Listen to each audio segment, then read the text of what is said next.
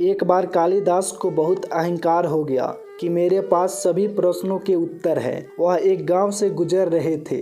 उन्हें प्यास लगी तो उन्होंने द्वार पर खड़े होकर आवाज़ लगाई, माते पानी पिला दीजिए, बड़ा पुण्य होगा। स्त्री बोली, बेटा मैं तुम्हें जानती नहीं, पहले अपना परिचय दो। कालिदास ने कहा, मैं पथिक हूँ, कृपया पानी पिला दें। स्त्री बोली, तुम पथिक कैसे हो सकते हो? पथिक तो केवल दो ही है, सूर्य और चंद्रमा, जो कभी रुकते नहीं, हमेशा चलते रहते हैं। तुम इनमें से कौन हो, सत्य बताओ।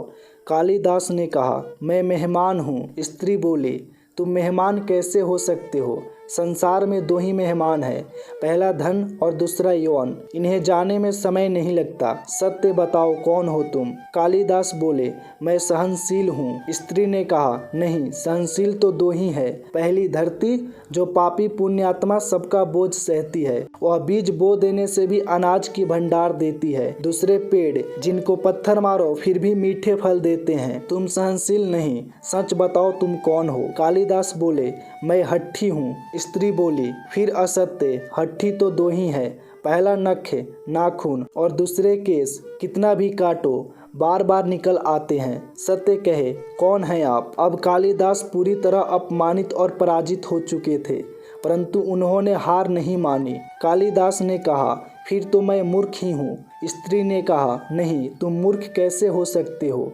मूर्ख दो ही है, पहला वह राजा जो बिना योग्यता के भी सब पर शासन करता है, और दूसरा जिसको यह भी याद नहीं कि एक दिन मेरी मृत्यु निश्चित है, परंतु फिर भी पाप कर्म करता है। कुछ बोल ना सकने की स्थिति में कालिदास वृद्धा के पैर पर गिर पड़े और बोले, तुम जीते, मैं हारा।